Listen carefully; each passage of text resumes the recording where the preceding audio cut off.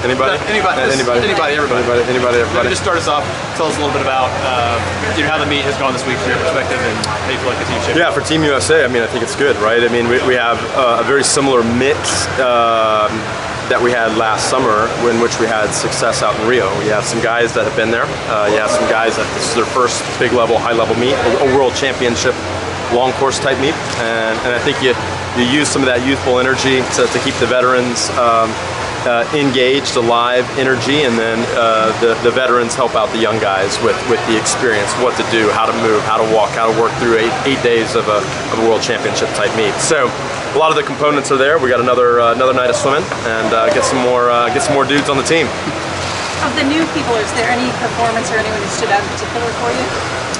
Of the new people, I thought Justin Rest is 50 back. I mean, I know it's a non-Olympic event, but I mean that stood out as a really impressive performance. I like Zach Apple's 100 freestyle. I know it's a relay guy, of course, but it's awesome to see some names that aren't necessarily a year ago were at the spot that we were talking about a world championship team for 2017. To see them just to make huge strides, huge steps.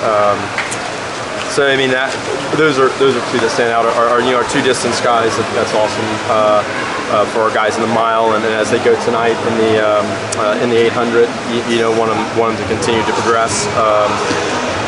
So yeah, those are the things those are probably four folks that jumped off the page to me.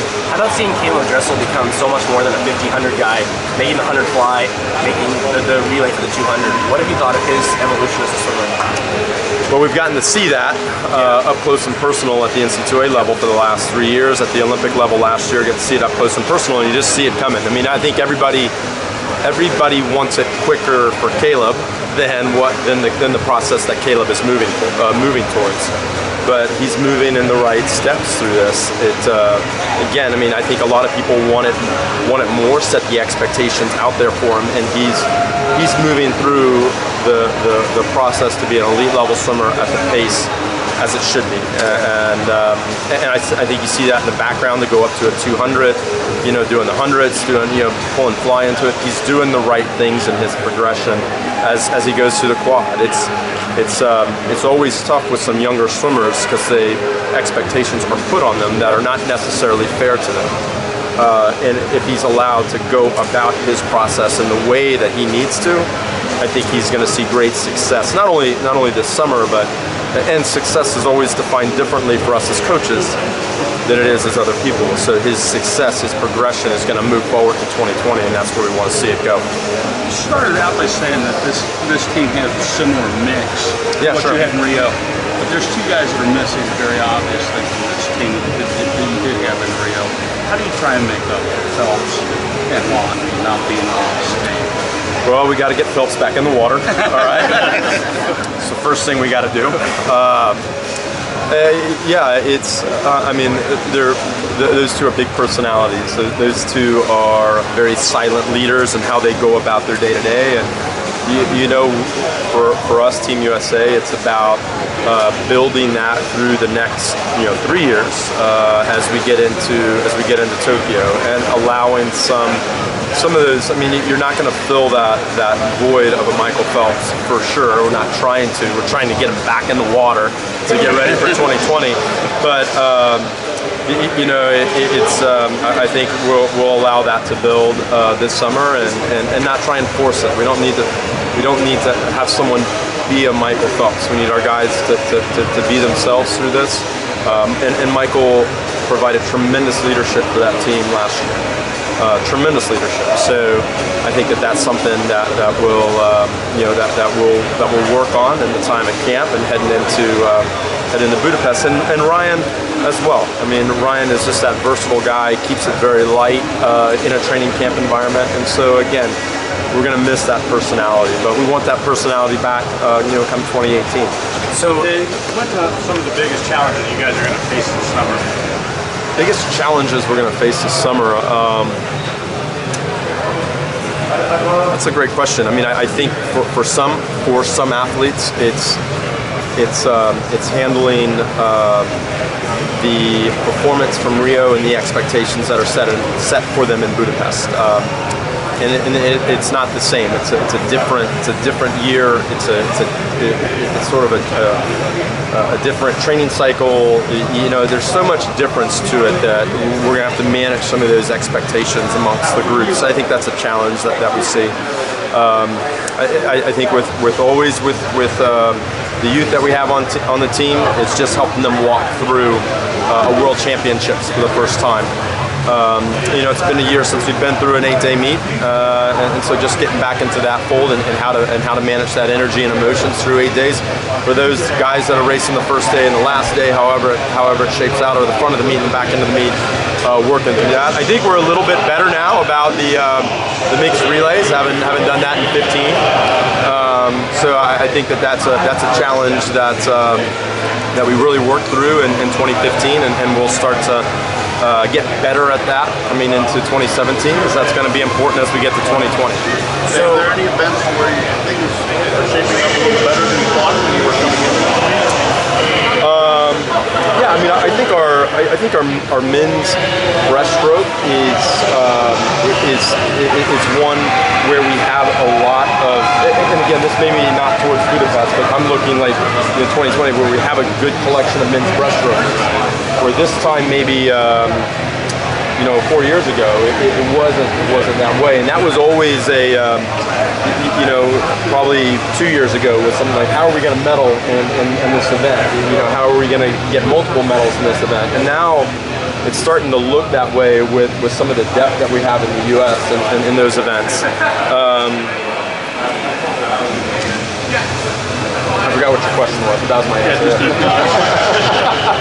Any other events that are shaping up better now? Yeah, the 200 IM is going to be interesting tonight, right? I mean, that has been a Lockheed Phelps staple for us. And so we have neither of those two here. So that's going to be interesting to see how that shapes up. I would have had a better answer for that had that already gone off earlier in the meet, right? But it didn't. It'll go tonight, and so it'll be interesting to see how that looks. Everyone in the building seemed really happy to see Matt Grievers make it last night. What do you think he will provide for this team? Well, Matt Grievers being Matt Grievers. I mean, there's a reason why people were so excited for him, and there's a reason why all of our lineage of backstrokers, our younger backstrokers, look up to him. It's just because it's Matt. I mean, and there's so many. There's a list of adjectives I could provide to say why he's such a great guy, but I mean, I don't think we have enough time to do that, and I've got to run and take care of swimmers. So it's like he's just an awesome person. So speaking of staples, how do you think our men's relays are shaping up, especially considering the new blood on the medley and the 8 free, and considering how they turned out in 2015? Well, in 2015, we had a terrible head coach for the men. Screwed up every relay. So he's going to get that right in 2017 and rely on the staff to make the right decisions with that. No, I mean, it is difficult to pick a team a year out versus picking a team 3 weeks before. And so we have a better picture of how fast these guys are as we get to the 100 freestyle, as we get to the medley relays, as we get to the 800 freestyle relay. Did I say 100 freestyle relay, or did I say 4x100 freestyle? That'd be a fun relay. I'm sorry, yeah. My mind is in Summer League mode. I was just watching a video of my kids swim yesterday, so my mind is there. But swimming the 400 free relay, 800 free relay, 400 medley relay. I mean, I think we have some good information coming from this meet that we can take 4 weeks from now and be good and be competitive in those relays. So you saw last night, again, this is Dave Durden, the Cal coach, Murph not having his best swim for sure in the 100 back enough to make the team. Is that something you're concerned about, where he's at right now in that event? No. Why? Because I'm just not concerned. I mean, it's this is a long process, right? We didn't sit down at the beginning of this season and talk about how we wanted to perform at World Championships. We wanted him to get back into the college experience. It's tough with kids that are in the college system to manage the college expectations and then again the international expectations. It's tough for them to be a student athlete when everyone else is being a professional athlete. And So we had to make some compromises with that. As a 21-year-old athlete, we had to make some compromises with that going into the Olympic year.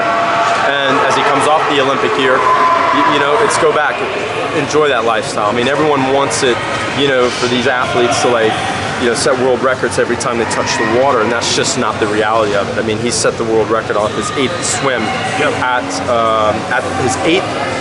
I think we were counting it out. His 8th. His 8th swim at the Olympic Games. I mean, he's probably swum the 100 back this year. If I were to go back to last August, this year, 3 times really fast. He'll figure it out, right? I mean, he's that good as an athlete. It's just about managing the expectations of others where they want him to go, you know, 52 flat, 51.9. Now, what about this kid doing this? It's like, it's okay. He's still the world record holder. He's still the defending Olympic gold medalist. And he'll have that title until someone takes that away from him. He'll do what he needs to do going into Budapest to be good for Team USA. And not necessarily looking at it right now here going forward, what's good for Ryan Murphy. It's being what's good for Team USA. And he's gonna do very well for Team USA here in a couple weeks. Thanks, Dave. Yeah. Yeah, thank you.